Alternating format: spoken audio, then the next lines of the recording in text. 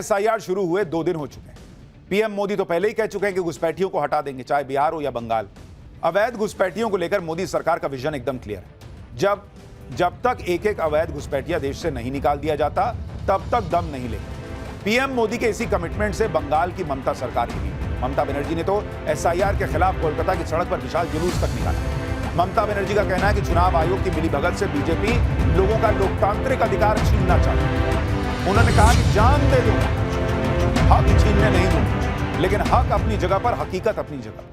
आज हम आपको वो ग्राउंड रिपोर्ट दिखाने जा रहे हैं जिसमें बंगाल में संदिग्ध घुसपैठिए अपने ठिकाने छोड़कर खुद भाग रहे हैं। जब चुनाव आयोग की स्पेशल टीम ने बंगाल के हर इलाके में घर घर जाकर समीक्षा करना शुरू किया, तब से बंगाल में रह रहे अवैध घुसपैठियों में खौफ है। आपको तस्वीरें दिखाता हूं। यह कोलकाता का न्यू टाउन इलाका है। कोलकाता से 15 किलोमीटर दूर बसाया गया स्मार्ट सिटी। न्यू टाउन एक उभरता हुआ आईटी सिटी है जिसे भारत सरकार ने सोलर सिटी और स्मार्ट ग्रीन सिटी के रूप में विकसित किया है। लेकिन इसी चमकते शहर के बीचों बीच संदिग्ध अवैध बांग्लादेशियों ने बस्ती बसा ली, आरोप लगता है। और यह कोई छोटी मोटी बस्ती नहीं है। इसके अंदर जाने पर रास्ता तक आप भटक सकते हैं। इतने बड़े इलाके में संदिग्ध अवैध बांग्लादेशी यहां रह रहे हैं, यह आरोप लगता है। कोलकाता के स्मार्ट सिटी में बसी इसी बस्ती में कई अवैध बांग्लादेशी तो 10-12 साल से रह रहे हैं कहा जाता है। और यह बात यहां रह रही कई महिलाओं ने कबूल की है, जो कि बांग्लादेश से घुसपैठ करके यहां पहुंची हैं। हैरानी सिर्फ इस बात की नहीं है कि ये लोग बांग्लादेशी होने की बात खुद मान रहे हैं, बल्कि हैरानी तो इस बात की है कि इन लोगों के आधार कार्ड तक बन चुके हैं। यानी इनमें से कई लोग तो वोट भी डाल रहे होंगे। इन्हीं फर्जी वोटर्स को हटाने के लिए एसआईआर हो रहा है बॉस। बांग्लादेश से अवैध तरीके से भारत में आई और फिर न्यू टाउन इलाके में रह रही एक महिला ने नव भारत के कैमरे पर क्या खुलासा किया, आप सुनिए। बॉस कैमरे पे बता रही है। দিদি আপনি কদিন আছেন এখানে? আমি এই 10-12 বছর হচ্ছে। আপনি কোথা থেকে এসেছেন? বাংলাদেশের থেকে। কিভাবে এসেছিলেন এখানে? আমাদের ওদিন নদী এলাকা, ওই বন্যায় বুড়ি গেছে, তো আমরা এইখানে চলে আসি। কাটাতার কি পার করে না নদী পার করে? নদী পার করে আসি। তো কোনো নথি বা কিছু ছিল না যখন এই দেশে এলেন? না। এখন আপনাদের কাছে কোনো ভারতের নথি আছে, আধার কার্ড? আমার একটা আধার কার্ড আছে, এইখানে ওই ছেলেটা স্কুলে ভর্তি করে দিলাম, তো ভর্তি হচ্ছিল না বলে ওইখান থেকে করে দিয়েছে। আচ্ছা, আর কিছু নেই, ভোটার আইডি টাইডি কিছু নেই। তো আপনারা এত বছর আছেন, আধার কার্ড তো ভারতীয় নাগরিকদের জন্য, আপনারা তো বাংলাদেশের নাগরিক, তো এখানে যখন এসেছেন তো আপনারা আধার কার্ড পেয়ে গেলেন কি করে? আমরা স্কুলে ওই ছেলেটা ভর্তি করেছি, ওরাই থেকে করিয়ে দিল, ওই ছেলেটা ভর্তি করতে দিলাম না। আচ্ছা, আপনারা এরকম কজন আছেন এই এলাকাতে? কি জানি, হয়তো আমি তো জানি না। আমরা ইরির খোলে থাকি, ইরির খোলে আমাদের 18 জন লোক রই।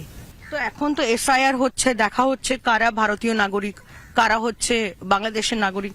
তো কি কোনো ভয় আছে বা আপনাদের কি ফিরে যেতে হবে? আমাদের ফিরে গিয়েও আমাদের ওখানে জায়গা নেই, তাও যেতে হবে, আর কি করবো। তা এখানে আমরা ওই খাটি খাই, তো পথ করে টাকা জোগাড় করতে পারিনি, করলে বাসে। আপনার বাড়িতে পুরুষ মানুষরা কোথায়? আমার ছেলে আজ খালি একটা, তো ওই কাজে চলে গেছে। আচ্ছা, কিরকম কাজ করে? ওই এই ময়লা টয়লা নিজে লাবাই দেয়, ইয়ে করে, ক্যামেরার কাজ করে। ওদেরও নথি আছে, আধার কার্ড বা ওদের তৈরি হয়ে ওই আমার ছেলেটার খালি রয়েছে, ওই স্কুলিতে আমাদের করে দেবো, ওদের কেটা করে দেবে বলো। তো এখন কি ভয় আছেন এসআইআর এর জন্য? হ্যাঁ, এখানে অনেক ঘর বাড়ি তো বন্ধ হয়ে গেছে, যেখানে বাংলাদেশিরা থাকতো, ওরা কি পালিয়ে যাচ্ছে, ফিরে যাচ্ছে কি? সব অনেকে তো চলে গেছে। আমরা তো ওই টাকা পয়সা পথ খরচের জ্বালায়, অভাবের জ্বালায় তো আমরা এখনো যেতে পারিনি। এবার আমরা কি করবো, না থাকতে পারলে আমাদের দেশে চলে যেতে হবে। आप सुन रहे हैं, नव भारत के कैमरे पर बांग्लादेशी महिला खुद मान रही है कि वो बांग्लादेशी है। खुद बता रही कि उसकी जानकारी में यहां 18 लोग रह रहे हैं, उसके घर में पुरुष भी हैं, आधार कार्ड बन गया है, और खुद ये भी बता रही कि कई लोग घर बंद कर करके चले गए क्योंकि एसआईआर हो रहा है। ये लोग बंगाल के किसी दूर दराज के जिले में नहीं बसे हैं बॉस, ये ममता बनर्जी के शहर में बसे हुए हैं बांग्लादेशी लोग। ममता बनर्जी को तो सिर्फ मोदी और एसआईआर का विरोध करना है। बंगाल में एसआईआर से क्या फर्क पड़ रहा है वो आप देखिए। आरोप है कि जो अवैध बांग्लादेशी कोलकाता के न्यू टाउन इलाके में 10-12 साल से रह रहे थे, अब उन्होंने भागना शुरू कर दिया है। ये वो संदिग्ध अवैध बांग्लादेशी बताए जा रहे हैं जो एसआईआर के खौफ से अपना सामान पैक करके भाग रहे हैं। नव भारत की टीम जब न्यू टाउन इलाके में पहुंची तो ऐसे कई लोग मिले जो अवैध बांग्लादेशी थे। इनमें से कई लोग एसआईआर के डर से घर छोड़कर भाग गए थे। जो लोग यहां बचे थे वो कैमरे के सामने बोलना नहीं चाहते थे ज्यादातर। हालांकि कुछ महिलाओं ने जो बताया वो बेहद चौंकाने वाला था। सुनिए जरा। আপনি কি বাংলাদেশ থেকে এসেছেন? হ্যাঁ, আমি বাংলাদেশের থেকে আইছি। তো আপনি আসলেন এখানে কি করে, মানে কাঁটাতার পার করে এসেছেন না কি করে এসেছেন? হ্যাঁ, আমরা যখন আইছিলাম আমাদের দিকে আলা ছিল, ডুবে গেল, সেখানে আইছিল। আচ্ছা, তো আপনাদের কোনো ডকুমেন্টস বা কিছু? না, আমাদের নথি? ডকুমেন্টস কোনো কিছু নেই। এখানে ভারতের আধার কার্ড বা হচ্ছে ভোটার আইডি কিছু আছে আপনাদের? আমার ভোটার কার্ড নেই। আর আধার কার্ড? আধার কার্ড তো আছে, বাচ্চা স্কুলে ভর্তি করার জন্য। হ্যাঁ, বাচ্চা সরকারি স্কুলে পড়ে, তার ছেলের জন্ম সার্টিফিকেট আছে এখানে, তাছাড়া আর কিছু। তো আপনাদের তো কোনো নথি ছিল না, তো আধার কার্ড হলো কি করে? হ্যাঁ, আধার কার্ড? মানার আধার কার্ড করে দিল স্কুল থেকে। ওরা করে দিয়ে? হ্যাঁ, স্কুল থেকে মানা করে দিল। স্কুলে ছেলে মানা পড়ে তো এখান থেকে করে দিল। তো আপনারা এখানে কজন? आप देखिए लोग खुद बता रहे हैं भाई कि कैसे तार फांद फांद के, बॉर्डर फांद फांद के ये लोग घुसे हुए हैं बांग्लादेशी। आधार कार्ड बना हुआ है मान रहे हैं, वोटर कार्ड कैमरे के सामने तो नहीं मान रहे, पता नहीं बना है नहीं बना है। और जो लोग कहते हैं कि नहीं आधार कार्ड नागरिकता का पहचान माना जाना चाहिए, वो देखें आधार कार्ड के हिसाब से वोटर आईडी बनेगा तो क्या होगा। कोलकाता के न्यू टाउन इलाके की इस बस्ती में कई घरों पर ताले लटके हुए हैं। न्यू टाउन इलाके में पहुंची हमारी संवाददाता पूजा मेहता की ये एक्सक्लूसिव रिपोर्ट देखिए। कि एसआईआर के डर से जो है एक के बाद एक बांग्लादेशी परिवार जो अवैध तौर पे यहाँ पे रह रहे थे वो पलायन कर चुके हैं। हम आपको दिखा रहे हैं हमारे पीछे जो घर है वही किसी बांग्लादेशी जो है परिवार यहाँ पे रहता था अवैध तरीके से, कई सालों से रहता था। लेकिन अगर आप देखें तो अब वो पलायन कर चुके हैं, यहाँ पर ताला लग चुका है। स्थानीय लोग बताते हैं कि इस घर पर वो बांग्लादेशी परिवार रहता था, लेकिन अभी एसआईआर की दहशत से जो है वो यहाँ पर पलायन करने को मजबूर हुए हैं, क्योंकि उनको लगता है कि एक तरीके से यहाँ पर अब ये देखा जाएगा कि कौन कौन स्थानीय लोग नहीं है या फिर भारतीय नागरिक नहीं है। लेकिन इस पूरे इलाके में बड़ी संख्या में बांग्लादेशी नागरिक और परिवार जो है यहाँ पर रहते थे। यह हाल सिर्फ कोलकाता के न्यू टाउन इलाके का नहीं है। एसआईआर शुरू होने के बाद पूरे बंगाल में अवैध घुसपैठियों में भगदड़ मच गई है। बंगाल के उत्तर 24 परगना में बीएसएफ ने 48 बांग्लादेशी नागरिकों को पकड़ा है।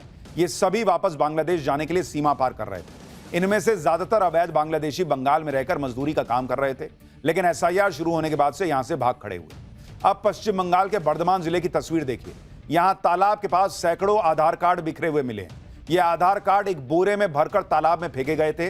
कहा जा रहा है कि किसी ने रात के अंधेरे में 3 बोरियों में आधार कार्ड और दूसरे दस्तावेज तालाब में फेंक दिए। इसे लेकर बीजेपी और टीएमसी आमने सामने हैं। बीजेपी ने इसे एसआईआर के डर से फेंके गए फर्जी कार्ड बताया है, जबकि टीएमसी ने नकली बताकर फेंके जाने की बात कही है। इधर एसआईआर से बंगाल के घुसपैठियों में हड़कंप मचा है, उधर टीएमसी के अंदर भी खलबली बढ़ गई। टीएमसी ने बंगाल के चीफ इलेक्टोरल ऑफिसर को लेटर लिखा है। टीएमसी ने आरोप लगाया कि बंगाल में एसआईआर को लेकर मुख्य चुनाव आयोग कुछ कह रहे हैं, जबकि जो लिखित आदेश है उसमें अलग नियम है। टीएमसी का आरोप है कि 27 अक्टूबर को ज्ञानेश कुमार ने बताया था कि एसआईआर फॉर्म में अंकल और ब्लड रिलेटिव्स को जोड़ा जा सकता है, लेकिन अब जो लिखित आदेश है उसमें केवल पेरेंट्स और ग्रैंड पेरेंट्स का ही जिक्र करने की बात है। टीएमसी कह रही है कि इससे ग्राउंड में बीएलओ के बीच कंफ्यूजन बढ़ गया है। कंफ्यूजन बढ़े ना बढ़े बॉस, इस देश में घुसपैठिए बढ़े हुए हैं, ये एक सच्चाई है। और अभी एसआईआर के नाम पर देखिए कैसे घुसपैठिए भाग रहे हैं, और उसके बाद इस एसआईआर का विरोध होता है। अपने देश में घुसपैठिए बैठे रहें, ये अच्छा लगेगा किसी को, लेकिन चल रहा है। पाठशाला में अब अगली क्लास का वक्त हो गया है। शुरू हो गई बागेश्वर बाबा की हिंदू जोड़ो यात्रा पार्ट 2। आज पहले ही दिन क्या गजब हो गया। हाथ में गदा, पैर में मोजा, हिंदू जोड़ने निकले बागेश्वर बाबा के साथ कौन कौन आया, आज क्या क्या हुआ, अब इसका चैप्टर। बाबा बागेश्वर भी अपनी धुन के पक्के हैं। हिंदुओं को जोड़ने का कोई स्टंट नहीं कर रहे थे बॉस। उन्होंने प्रण लिया तो पैदल निकल पड़े, कई कई दिनों तक पैदल चलते रहे। बागेश्वर बाबा की वो यात्रा पूरी हुई तो नई यात्रा शुरू कर दी, क्योंकि उनको पता है कि एक यात्रा से ये सब नहीं होना। फोटो खिंचाने के लिए थोड़ी कर रहे हैं कि एक यात्रा कर दी हो गया। अब उन्होंने राउंड 2 शुरू कर दिया है। आज हम आपको बाबा बागेश्वर की हिंदू जोड़ो यात्रा पार्ट 2 के बारे में बताने जा रहे हैं, जो आज शुरू हुई है। पहले ही दिन बागेश्वर बाबा की नई यात्रा में क्या गजब हो गया, कैसे भीड़ पे जबरदस्त भीड़ आ गई। हिंदू जोड़ने निकले बागेश्वर बाबा के साथ कौन कौन आया, लाखों लोग कैसे जुड़ते चले गए। हिंदुओं को जोड़ने का कितना बड़ा चैलेंज उन्होंने उठा रखा है। हाथ में गदा लेकर बाबा बागेश्वर 10 दिनों की कितनी मुश्किल यात्रा पैदल करने निकले हैं। किस भाव से निकले हैं, क्या संकल्प लिया है, कितना हिंदुओं को जोड़ पाएंगे। पिछली बार पैदल नंगे पांव चले थे, इस बार मोजा क्यों पहन लिया है, गदा क्यों उठाई है, क्या हिंदू उनकी बात सुन रहा है, सब बताऊंगा। पहले ट्रेलर देखिए।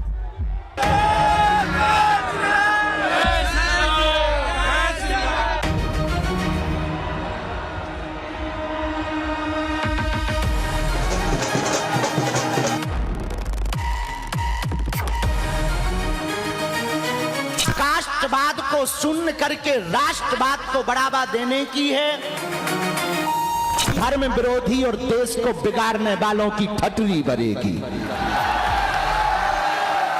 देश में रहने वाला प्रत्येक व्यक्ति सनातनी है, जो सनातनी नहीं है वो तनातनी है। जब तक बेधर्मी भारत से भाग नहीं जाएंगे तब तक हम बागेश्वर बालाजी सरकार के साथ में हैं। हम कोई पंजाबी नहीं है, ब्राह्मण नहीं है, हम केवल सनातनी है, सच्चे सनातनी है। यात्रा से सनातन को बल मिलेगा, हिंदू राष्ट्र के निर्माण में सहयोग मिलेगा। छुआछूत की करो विदाई, हम सब हिंदू। छुआछूत की करो विदाई, हम सब हिंदू। बाबा बागेश्वर जो काम करने निकल पड़े हैं वो आसान काम नहीं है बॉस, क्योंकि जैसे ही कोई हिंदू एकता की बात करता है, जातिवाद खत्म करने की बात करता है, वैसे ही वो टारगेट हो जाता है। हिंदू जातियों में ही बटा रहे, इसी में कई लोगों को अपना फायदा दिखता है, पॉलिटिकल लोगों को ज्यादा। लेकिन बाबा बागेश्वर ने इसी स्थिति को खुला चैलेंज दे रखा है। एक यात्रा वो पहले निकाल चुके, दूसरी यात्रा उन्होंने आज शुरू कर दी, और आज जो यात्रा शुरू हुई उसकी तस्वीरों ने हैरान कर दिया। आपको एक एक तस्वीर पहले दिखाता हूं। बागेश्वर बाबा की यात्रा में शामिल होने के लिए देश के कोने कोने से सनातनी आज दिल्ली के छतरपुर पहुंचे। सनातन की धर्म ध्वजा के साथ, जयकारों के साथ सारे सनातनी बाबा बागेश्वर की इस यात्रा में शामिल हुए। भीड़ ऐसी उमड़ी कि लोगों के लिए जगह कम पड़ गई। जिसको जहां जगह मिली वो वहीं से बाबा बागेश्वर की एक झलक पाने के लिए बेताब दिखा। बागेश्वर बाबा हाथों में देखिए कैसे लोग छत पे चढ़ गए। हर जगह जो है वो हनुमान जी की फोटो, बाबा बागेश्वर की फोटो दिख रही है। यात्रा में शामिल होने पहुंचे बागेश्वर बाबा के भक्त उनके लिए खास तोहफे भी लेकर पहुंचे। एक भक्त ने बागेश्वर बाबा को आई लव बागेश्वर धाम सरकार लिखा पोस्टर भी गिफ्ट किया, जिसमें सबसे ऊपर जय श्री राम लिखा नजर आया और काला चश्मा पहने बागेश्वर बाबा की तस्वीर। लोग मिलते हैं एकदम भावुक हो जाते हैं। अच्छा, उनको भी इतना सिक्योरिटी कंसर्न है, लेकिन नहीं, भक्त आया है तो गले लगा रहे हैं। वहीं एक भक्त ने बागेश्वर बाबा को अपने हाथों से बनी पेंटिंग गिफ्ट की, जिसमें बागेश्वर बाबा को अपने आराध्य भगवान हनुमान जी की पूजा करते दिखाया गया। बागेश्वर बाबा की हिंदू जोड़ो यात्रा में पहुंचे लोगों के स्वागत के लिए बैंड बाजे का भी इंतजाम था।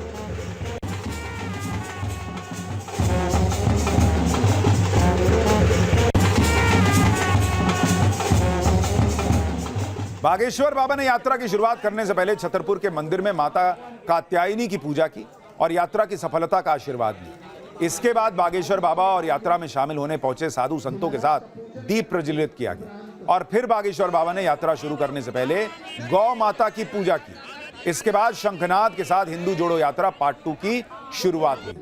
सनातन के लिए बागेश्वर बाबा की पदयात्रा के लिए सनातनियों में गजब उत्साह था। आप एक बार देखिए बागेश्वर बाबा ने यात्रा में शामिल लोगों से क्या जयकारे लगवाए, फिर बागेश्वर बाबा की सनातन हिंदू यात्रा में उमड़ी गजब की भीड़ की कुछ और तस्वीरें दिखाता। भारत हिंदू राष्ट्र की, सत्य सनातन धर्म की, गौ माता की, छुआछूत की करो विदाई, हम सब हिंदू। छुआछूत की करो विदाई, हम सब हिंदू। भेदभाव की करो विदाई, हम सब हिंदू। हम सब हिंदू, हम सब हिंदू।